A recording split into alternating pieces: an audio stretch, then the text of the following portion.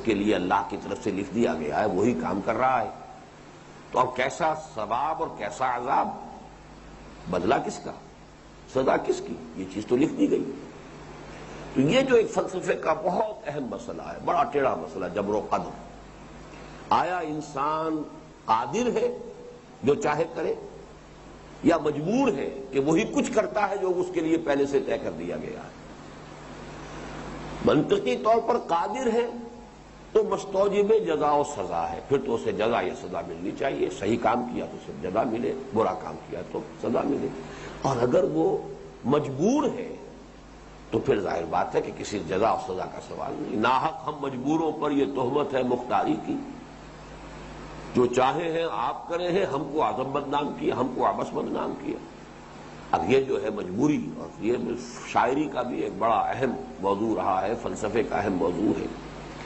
قرآن مجید میں کہیں تو ایسی آیات آ جاتی ہیں کہ جس میں انسان کے خود قادر ہونے کی طرف رجحان غالب، فمن شاء فلیؤمن ومن شاء فلیکفر، جو چاہے ایمان لائے، جو چاہے کفر کرے۔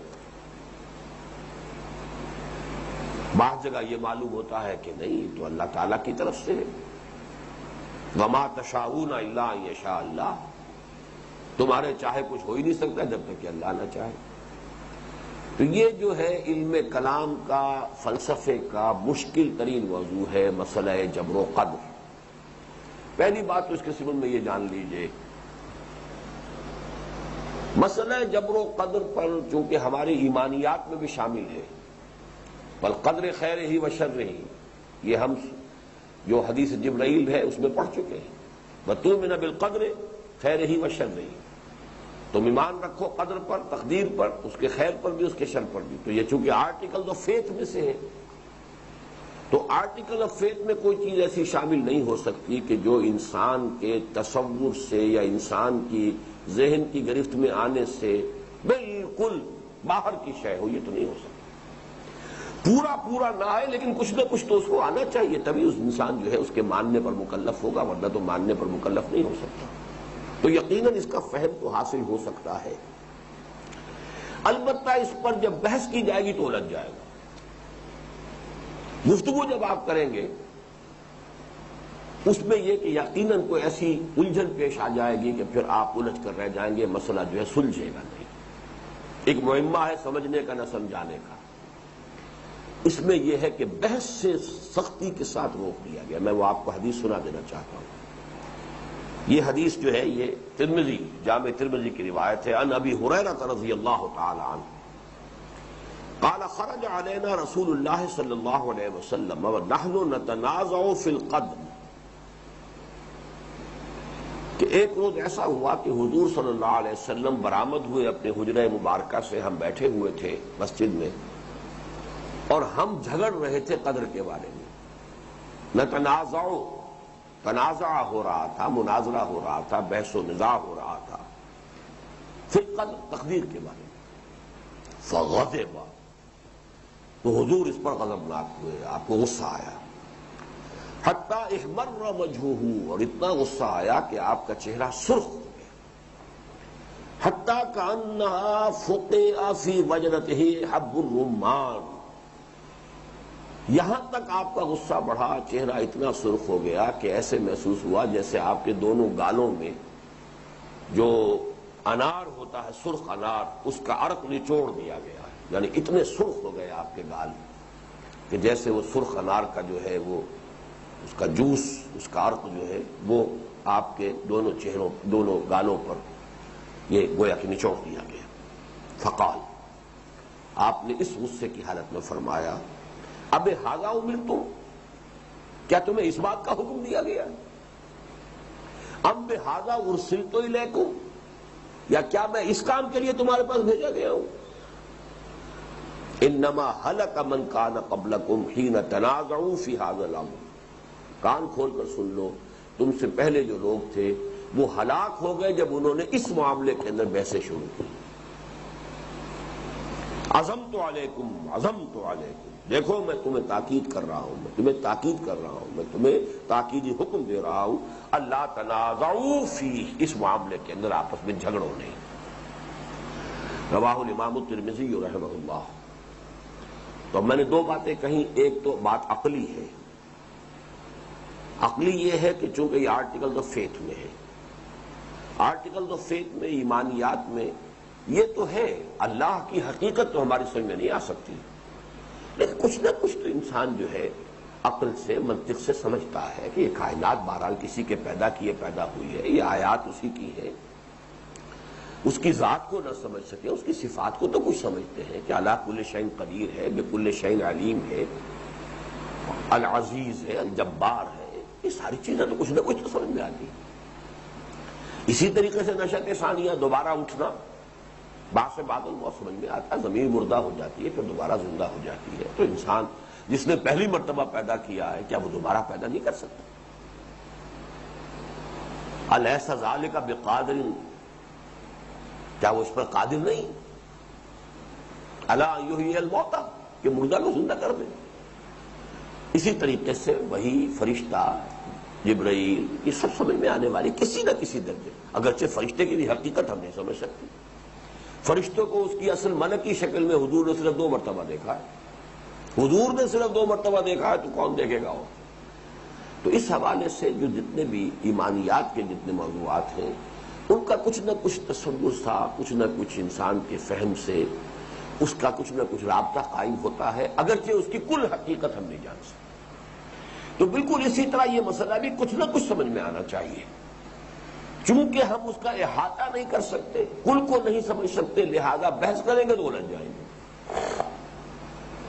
اسی لیے کہا گیا ہے کہ اللہ تعالیٰ کی صفات میں غور کرو، آلاء اللہ میں غور کرو، اس کی ذات میں غور مت کرو. وہ میں آپ کو شعر سنا چکا ہوں.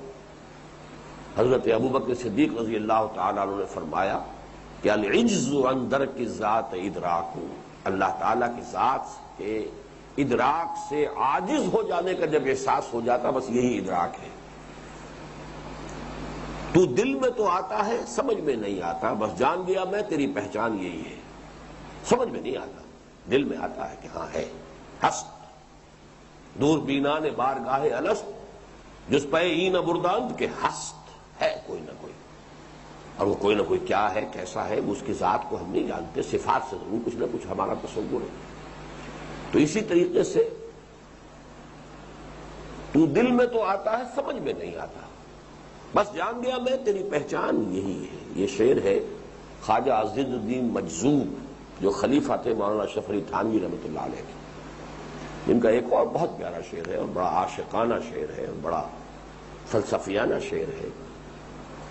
اب تو آجا اب تو خلوت ہو گئی، ہر تمنا دل سے رخصت ہو گئی. دل کو ہر آرزو اور تمنا سے پاک کر دو گے تب اللہ دل میں آئے گا. اللہ بڑا غیور ہے، اور آرزویں بھی ہوں اور محبتیں بھی ہوں، اور اس کے اوپر جو اللہ کی محبت بھی آ جائے. نہیں، ہر تمنا دل سے رخصت ہو گئی.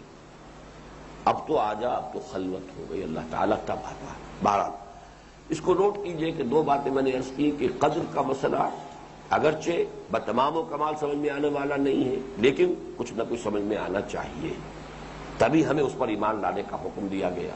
البتہ اس کی کل حقیقت سمجھ میں نہیں آئے گی، لہذا اس پر بحث و نزاع نہیں ہونا چاہیے. عزمت علیکم اللہ تنازعوا فیہ، میں تمہیں تاکیداً حکم دے رہا ہوں، میں تمہیں تاکیداً حکم دے رہا ہوں کہ اس کے بارے میں جھگڑنا نہیں. اب وہ کس حد تک سمجھ میں آتا ہے اس کو میں ذرا بعد میں عرض کروں گا. ہم نے تنظیم اسلامی کا وہ جو تعارف تنظیم اسلامی پیمفلیٹ ہے، اس میں عقائد کی مختصر سی تشریح کی ہے، وضاحت کی ہے. اور اس پہلو سے ہمارا دستور جماعت اسلامی کے دستور سے بنیادی طور پر مختلف ہے. جماعت اسلامی کا دستور جو ہے وہ چلتا ہے صرف کلمہ طیبہ سے، لا الہ الا اللہ کا یہ مفہوم ہے، محمد رسول اللہ کا یہ مفہوم ہے. اور یہ ہم نے تقریباً سارا کا سارا وہاں سے لے لیا ہے اور لکھ کے لیا ہے، ڈڈلے سے لیا ہے. یہ کسی کی جاگیر تو نہیں ہے، بہت عمدہ تعبیر ہے. لا الہ الا اللہ کہنے کا مطلب یہ ہے، اور محمد رسول اللہ کہنے کا مطلب اس سے لازم کیا آتا ہے یہ ہے. اگرچہ دوسرے حصے میں ہم نے کچھ چیزوں کا اضافہ کیا ہے، لیکن وہ پورا لیا ہے. لیکن جماعت اسلامی کے دستور میں ایک بہت بڑا خلا یہ ہے کہ عقائد کی بحث ہی نہیں. یعنی خالص اگر آپ ٹیکنیکلی کہیں تو کوئی شخص جو فرشتے کا منکر ہو وہ بھی جماعت کا رکن بن سکتا ہے. بتائیے دستور میں کہاں لکھا ہے کہ یہاں پہ فرشتے کو ماننا ہوگا؟ اس حوالے سے ہم نے اپنے ہاں عقائد کو شامل کیا ہے، اللہ کی ذات و صفات، آخرت کا معاملہ، اس میں تقدیر کا مسئلہ بھی آیا، وہ میں آپ کو بتاؤں گا۔ بس یہ کہ اسے اس کتاب سے آپ جا کے سمجھیے گا، مختصر ترین الفاظ میں اس کی وضاحت جو ہے مسئلہ جبر و قدر کی وہ اس میں موجود ہے۔ لیکن یہاں پہلے اس حدیث کو آپ پورے کو پڑھ لیں۔ ثم يرسل إليه الملك فينفخ فيه الروح ويؤمر بأربع كلمات بكتب رزقه وأجله وعمله وشقي أو سعيد۔ اب اس کا ایک نتیجہ نکلتا ہے جس کو پہلے بیان کیا گیا، فوالذی لا الہ غیرہ، تو قسم اس ذات کی جس کے سوا کوئی الہ نہیں ہے۔ حضور فرما رہے ہیں ان احدکم لیعمل بعمل اہل الجنۃ حتی لا یکون بینہ وبینہا الا ذراع، تم میں سے کسی شخص کا یہ حال ہوتا ہے کہ وہ اہل جنت کے سے عمل کرتا رہتا ہے کرتا رہتا ہے کرتا رہتا ہے کرتا رہتا ہے، یہاں تک کہ اس کے اور جنت کے درمیان ایک ہاتھ سے زیادہ فاصلہ نہیں رہتا، اتنا قریب جنت کے پہنچ گیا۔ فَيَسْبِقُ عَلَيْهِ الْكِتَابُ، لیکن پھر اس پر وہ کتاب جو ہے، تقدیر جو پہلے سے لکھ دی گئی ہے بات کہ یہ شقی ہے سعید نہیں ہے، وہ اس پر غالب آ جاتی ہے۔ فَيَعْمَلُ بِعَمَلِ أَهْلِ النَّارِ فَيَدْخُلُهَا، تو اب وہ عمر کے آخری حصے میں جہنمیوں کے سے کام کرنے شروع کر دیتا ہے، اہل النار کے سے کام کرنے شروع کر دیتا ہے، یہاں تک کہ اس میں داخل ہو جاتا ہے۔ وَإِنَّ أَحَدَكُمْ لَيَعْمَلُ بِعَمَلِ أَهْلِ النَّارِ، اس کے برعکس بھی ہے، وائسی ورثہ کہہ دیتے تو بس بات پوری تھی، لیکن یہ کہ یہاں پر اس کی وضاحت پوری کی حضور نے۔ تم میں سے کوئی شخص ایسا بھی ہو سکتا ہے کہ جو جہنمیوں کے سے کام کرتا رہے کرتا رہے کرتا رہے، حتی لا یکون بینہ وبینہا الا ذراع، اس درجے وہ جہنمی بن چکا ہو کہ اس کے اور جہنم کے درمیان بس ایک ہاتھ کا فاصلہ رہ جائے۔ فیسبق علیہ الکتاب، پھر اس کے اوپر نوشتہ غالب آ جاتا ہے۔ فیعمل بعمل اہل الجنہ، پھر وہ عمل کرتا ہے جنت والوں کے سے عمل، فیدخلھا، اور اس میں داخل ہو جاتا ہے۔ گویا کہ حضور نے اس مثال کے ذریعے سے اس مسئلے کی جو مشکل ترین پروپوزیشن ہو سکتی ہے اس کو سامنے رکھ دیا۔ مشکل ترین پروپوزیشن ہے یہ، ایک شخص ساری عمر، فرض کیجئے 100 برس کی عمر تھی، 99 برس تک وہ اہل جنت کے کام کرتا رہا، 100ویں برس میں آ کر اور اس کی کچھ ایسی مت ماری گئی یا کچھ ہو گیا، بظاہر تو ہم یہی کہیں گے کہ اب وہ جہنمیوں میں سے کام شروع کر دیا اور وہ گیا جہنم میں گیا۔ آج کی خبر سن کے میں حیران رہ گیا ہوں، علامہ زاہد الراشدی شیعہ ہو گئے، یہ تو اس سے بومب شیل جی، یہ وہ نہیں ہے؟ اچھا ہے،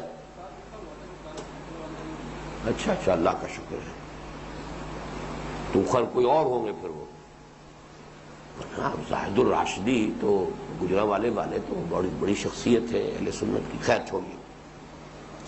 لیکن یہ کہ یہ مثال انہونی بات نہیں ہے، یہ قرآن مجید میں جو تذکرہ ہے بلعام بن باعورہ، اگرچہ اس کا نام نہیں قرآن مجید میں آیا ہے، سورہ اعراف میں ہے، ایک شخص ہے، آتیناہ آیاتنا، ہم نے اسے اپنی آیات عطا کی تھی، وَلَوْ شِئْنَا لَرَفَعْنَاهُ بِهَا، ہم چاہتے تو اور اسے اونچا اٹھاتے، اس کا مقام اور بلند کرتے، وَلَكِنَّهُ أَخْلَدَ إِلَى الْأَرْضِ، وہ زمین کے اندر ہی دھنستا چلا گیا۔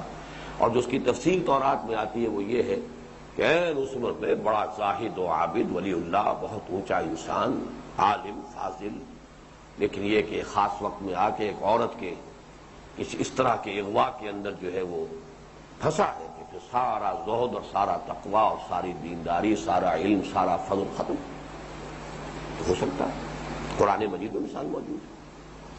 تو یہاں پر جو ہے جیسا کہ میں عرض کر رہا تھا کہ مشکل ترین جو پروپوزیشن ہو سکتی اس مسئلے کی وہ حضور نے بیان کر دی۔ اب آپ یہ سمجھ لیجئے کہ اصل مسئلہ ہے کیا۔ دیکھیے، دو الفاظ میں چاہتا ہوں کہ آپ انگریزی کے حوالے سے اچھی طریقے سے ذہن نشین کر لیں۔ ایک ہے پری نالج، کسی شے کا علم پہلے ہونا، وقوع سے قبل اس کا علم ہونا۔ ایک ہے پری ڈیسٹینیشن، مجبوری کسی شے کی تقدیر کا تعین کر دینا کہ ہی اور شی از ڈیسٹینڈ ٹو ڈو اٹ، اسے لا محالہ یہ کرنا ہے۔ جبر کے لیے جو انگریزی کی اصطلاح ہے فلسفے کی، وہ پری ڈیسٹینیشن ہے. Pre knowledge is something else, predestination is something else. اگرچہ ان کے ڈانڈے مل جاتے ہیں، بس ان دونوں کو علیحدہ علیحدہ سمجھ لیا جائے تو سارا مسئلہ حل ہو جاتا. سادہ سی مثال ہے کہ ایک بچے کے سامنے آپ نے گیند پھینکی، آپ کہہ سکتے ہیں بچہ ادھر متوجہ ہوگا، یو نو اٹ، لیکن بچہ اپنی مرضی سے متوجہ ہوگا، آپ کے کہنے سے، آپ کے جبر سے نہیں ہوگا. Only you could guess it, آپ کا اندازہ ہوگا. ہو سکتا ہے اسی وقت بچے کی توجہ کسی اور طرف ہو جائے، وہ ادھر متوجہ ہی نہ ہو. ہمارا جو گیس ہے یا پری نالج ہے وہ غلط ہو سکتا ہے. اللہ کا پری نالج غلط نہیں ہو سکتا، بس اتنا فرق ہے. لیکن ہر انسان جو کچھ کرتا ہے وہ اپنے فیصلے سے کرتا ہے. اللہ کو معلوم ہے کہ وہ کیا کرے گا. Pre knowledge doesn't necessarily mean predestination. بس یہ جملہ لکھ لیجئے تو کبھی آپ کو اس مسئلے کے اندر کبھی کوئی دقت نہیں ہوگی. Pre knowledge does not necessarily mean predestination. It might mean predestination also, لیکن یہ لازم و ملزوم نہیں ہے. اس کو ہم اردو میں ڈھالیں گے تو وہ پری نالج کا جو ہے علم قدیم، یہ ذرا بات سمجھ میں نہیں آئے گی. انگریزی کا لفظ بہتر ہے، پری نالج. پری نالج پری ڈیسٹینیشن کو مستلزم نہیں ہے. پری نالج اور پری ڈیسٹینیشن لازم و ملزوم نہیں ہے.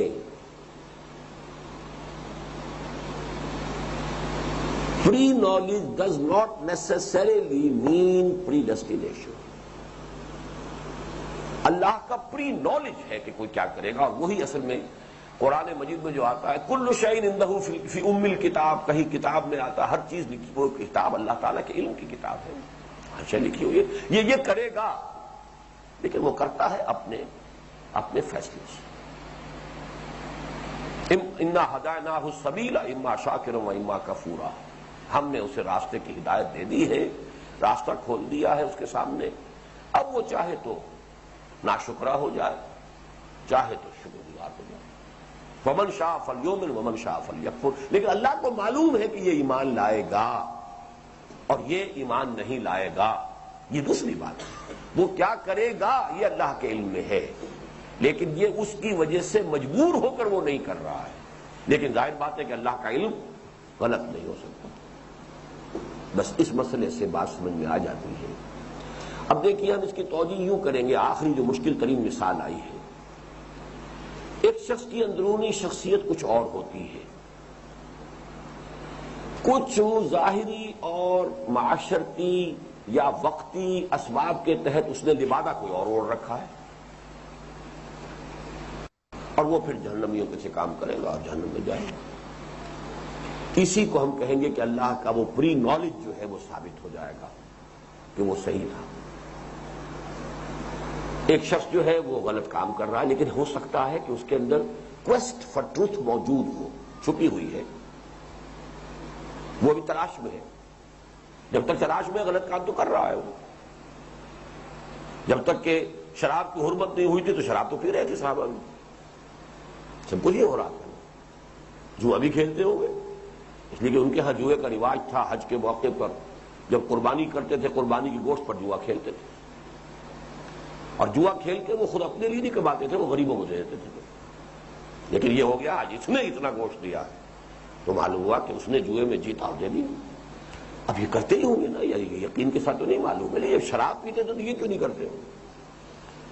اسی طریقے سمجھیے کہ ایک شخص کے اندر جب تک کہ ابھی اس کی سرچ فار ٹروتھ اس کے اندر ہے، لیکن یہ کہ وہ غلط کام تو کر رہا ہے اس وقت تک، لیکن اس کی اندرونی وہ سرچ جو ہے، اس کا خلوص، اس کے اندر جو طلب تھی خیر کی، ایک وقت میں آ کے وہ ظاہر ہو جاتی ہے. لہذا وہ اپنے نیکی کے کام کرتا ہے، نیکی کے راستے پر آتا ہے، آخری وقت میں ایمان لے آتا ہے. معلم یغرغر، جب موت کے آثار شروع ہو جائے تب تو توبہ اور ایمان بیکار. لیکن موت کے آثار شروع ہونے سے پہلے پہلے توبہ کرتا. توبہ آپ کو معلوم ہے کوئی شخص کفر سے ایمان میں آ گیا تو ساری زندگی کے پچھلے جو اس کے گناہ ہیں وہ معاف ہو گئے کہ نہیں ہو گئے. تو کوئی اس میں دقت نہیں ہے، لیکن صرف تعبیر کا فرق ہے. ظاہری الفاظ کے حوالے سے بڑے بڑے اشکالات اس میں آ گئے، لیکن اگر ایک وہ حقیقت سامنے ہو، ہماری جو اس کتاب کو جو میں نے حوالہ دیا ہے اس میں جو اصل میں اس کی دو جملوں میں کہ در حقیقت ایمان بالقدر نام ہے اللہ کی دو صفات پر ایمان کا. ایک تو اس صفت پر ایمان اللہ ہر شے پر قادر ہے، کسی کے کیے کچھ نہیں ہو سکتا جب تک کہ اذن رب ہو. مجھے اللہ نے طاقت دے رکھی ہے، میں اپنا ہاتھ اٹھا سکتا ہوں، لیکن میں ہاتھ نہیں اٹھا پاؤں گا جب تک کہ اذن رب نہ ہو. ہر لہجہ ہر آن اللہ کا اذن ہوتا ہے. پتا تک بھی جنبش نہیں کھا سکتا جب تک کہ اذن نہ ہو. تو کسی کام کو کرنے کا ارادہ میرا ہے، اس کام کا بالفعل ہو جانا اذن رب کے بغیر ممکن نہیں ہے. اسی کو ہمارے متکلمین نے کہا ہے کہ ہم کاسب اعمال ہے، خالق اعمال نہیں ہے. عمل خلق ہوتا ہے اللہ کے حکم سے، البتہ کسب ہم نے کر لیا.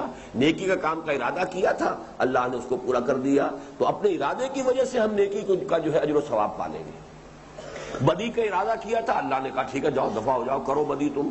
تو ہم کر نہیں سکتے تھے بالفعل جب تک کہ اللہ کی اجازت نہ ہو، لیکن چونکہ ارادہ ہمارا تھا ہم اس کے اوپر جو عذاب ہے یا سزا ہے اس کے اوپر مستحق ہو گئے.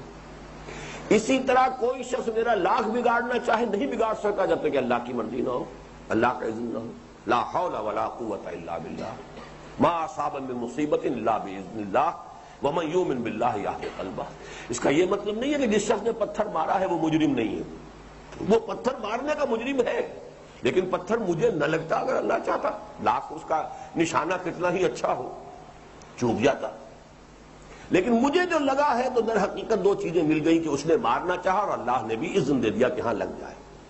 میں کہوں گا مجھے تو اللہ نے مارا، لیکن جرم وہ مجرم وہ بھی سزا دنیا میں اسے بھی ملے گی. تو یہ ہے اصل میں سورہ تغابن کے ضمن میں یہ ساری بحثیں ہمارے یہاں آ جاتی ہیں. تو